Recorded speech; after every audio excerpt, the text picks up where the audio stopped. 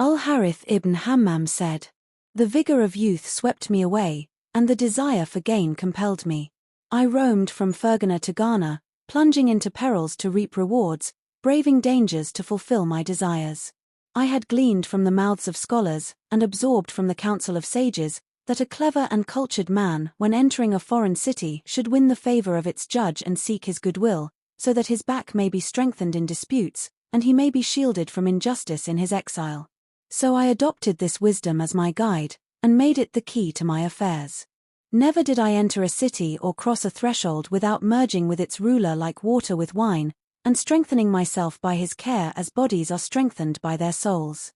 One day, while I was in the company of the governor of Alexandria on a calm afternoon, he had summoned the alms money to distribute among the poor. At that moment, an aged man entered, dragged by a beautiful young woman. She addressed the judge. "May God aid the Qadi, and may contentment abide through him. I am a woman of noble seed, pure lineage, and esteemed ancestry through both uncles and aunts. Modesty is my mark, humility my trait, and my character a source of aid. I am unlike my neighbors. My father, when suitors of honor and ambition came to ask for my hand, would silence them and shame them, turning them away, saying he had sworn an oath to God never to marry me to a man lacking a craft. Then fate delivered this impostor to our gathering. Before my father's kin, he claimed to be skilled in stringing pearls and selling them for fortunes. My father was deceived by his fanciful tales and married me to him without testing his claims. But once he took me from my chamber and carried me from my family into his broken shelter and under his captivity, I found him to be nothing but a useless lump, a lazy sloth. Though I came with fine garments, furnishings, and treasures, he sold them all in the markets of loss, wasting the money on indulgence and excess. He squandered my fortune and drained what little we had. When he left me with neither comfort nor shelter, I said to him, 'Now there is no perfume after poverty, and no veil left after shame. Rise and work your craft, let me see the fruits of your claimed skill.' But he claimed his craft had become obsolete in this age of corruption. We have a child together, more like a hairpin than a son, yet neither of us can feed him, nor can he stifle his cries from hunger. So I have brought him to you to test the truth of his claim and judge between us with the justice God has shown you." The judge turned to the man and said, "I have heard your marriage tale, now prove yourself. Or else, I will uncover your lies and order your imprisonment." The old man bowed his head like a serpent about to strike, then rolled up his sleeves for verbal battle and said, "The man's poem, translated poetically. Listen now to my tale, full of wonder, that brings both laughter and tears asunder. I am a man without disgrace. In glory and virtue, I have my place. My birthplace bore me high in name. From noble Gosson, I proudly claim. My task was study and pursuit of law, and how sweet is knowledge I do adore. My capital is speech so fine, from which flow sermons, verse, and line. I dive into the sea of prose and rhyme, picking pearls from depths of time. I harvest phrases ripe and rare, while others chop wood in verbal despair. I take a word like silver bright, and shape it into golden light.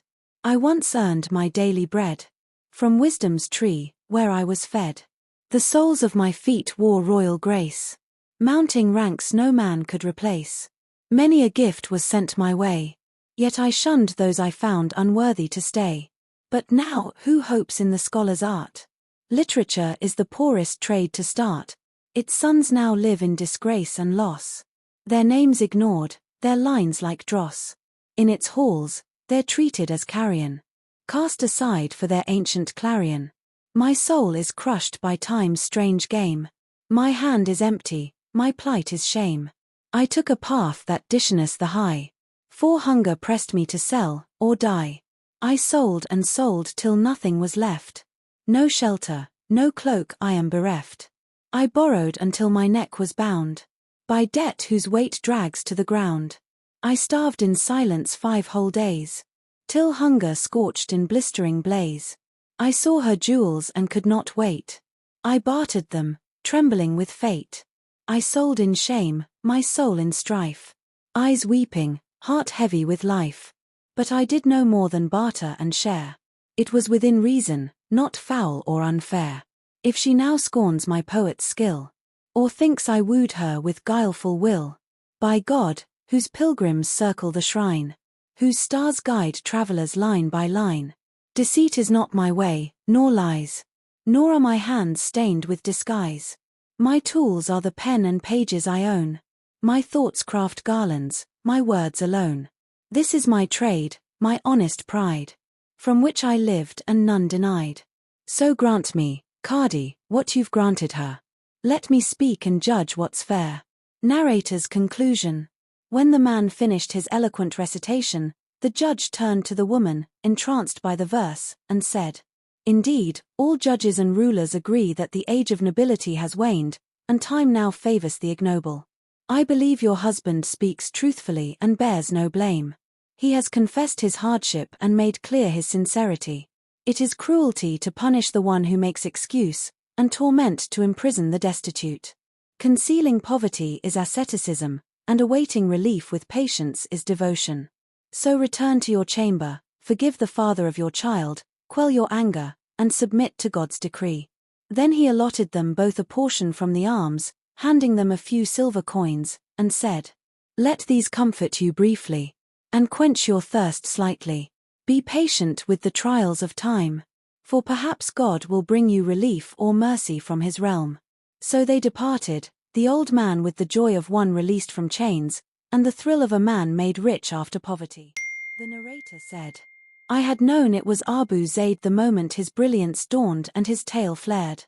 I almost exposed his genius and praised his artistry, but I feared the judge might discover his deception and punish his eloquence. So I remained silent, like a skeptic, folding his name like a sealed scroll. Yet after he departed, I said, if only someone would follow in his trail, he might return with the jewel of his tale." The judge then sent one of his attendants to spy on his affairs. He soon returned, laughing in surprise. The Qadi asked, "What is it, Abu Maryam?" He replied, "I have seen wonders and heard verses that delighted me." The old man, once outside, clapped his hands, stomped his feet, and sang at the top of his voice. "I was almost scorched by disaster, by a brazen, wild-tongued master, and would have visited prison's gate, had it not been for Alexandria's magistrate." The judge burst into laughter till his robe dropped and his composure collapsed. When he returned to seriousness and followed amazement with prayer, he said, "O Lord, by the sanctity of your pious servants, forbid prison for those of eloquence." He then said to the attendant, "Bring him to me." But the servant returned later, saying the man had vanished. The judge said, "Had he come, he would have been spared caution. I would have shown him that the afterlife is better than this world."